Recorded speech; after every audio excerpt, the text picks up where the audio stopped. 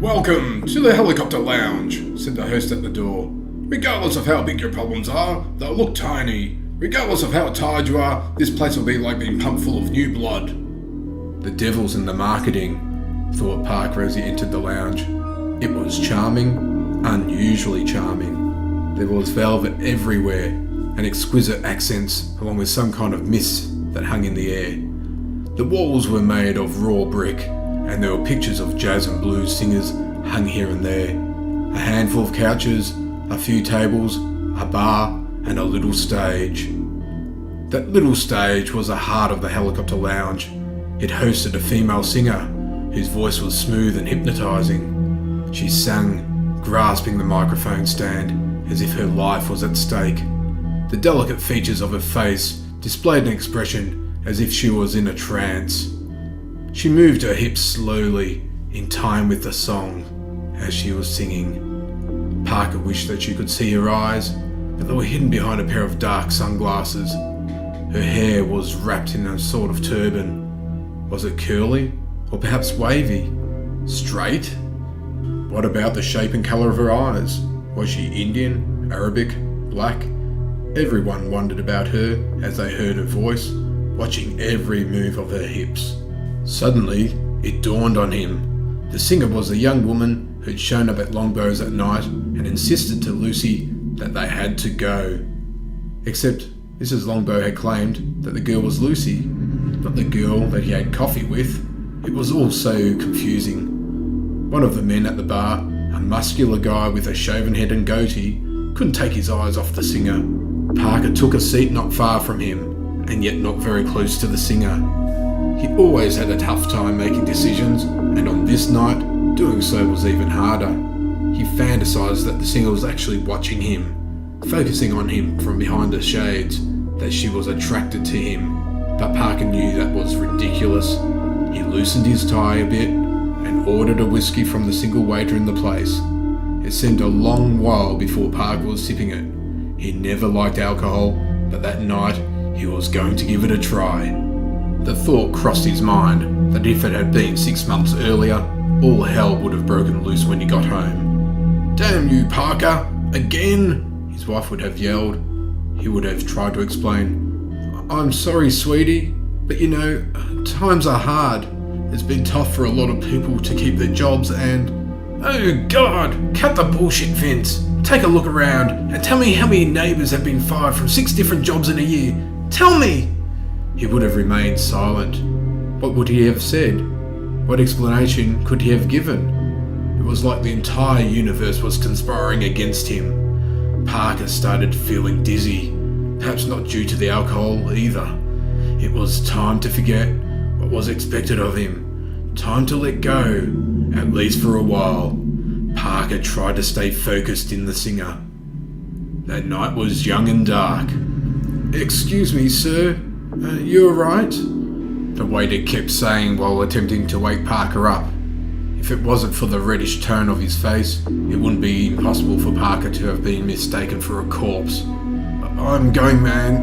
I'm going," came the response from the tomato-faced corpse. The waiter felt a mix of amusement and pity for Parker. Wannabe hard drinkers always had sad stories to tell, and that waiter, unlike many others, would have been pleased to listen to some of these from Parker, but there was no time left. "I regret to say, we're closing now, sir." Yeah, sure, replied Parker.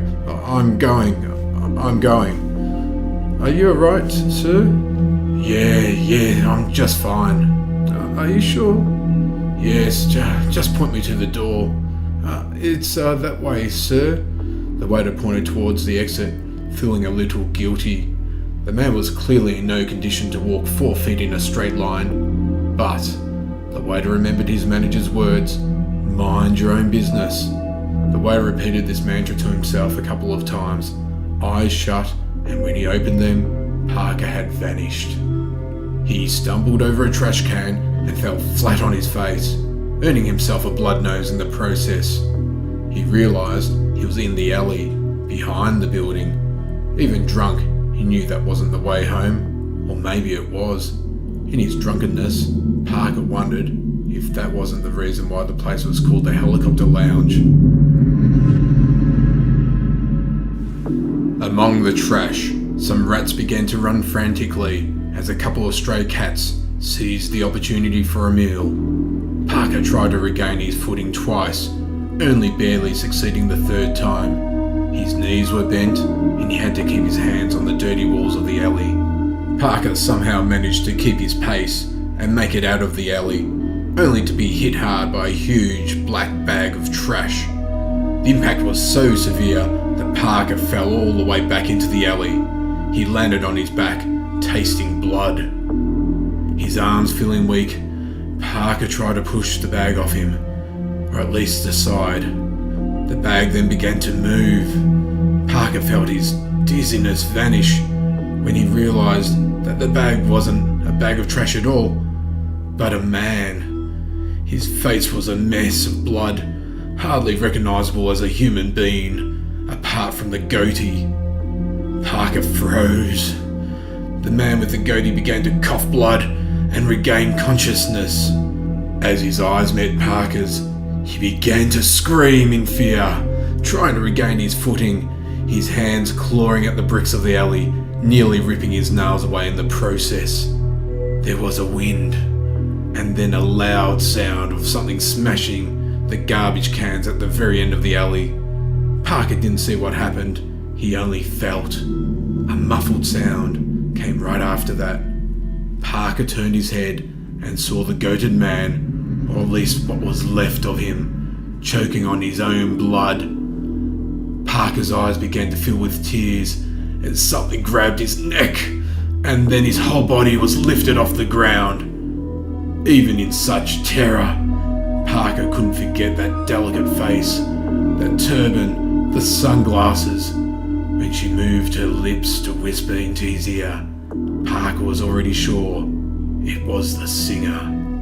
"Would you like to have dinner with me?" She had such a beautiful and malicious smile, even with the two fangs that pressed against her soft lips on either side of her gorgeous mouth. The night is young and dark.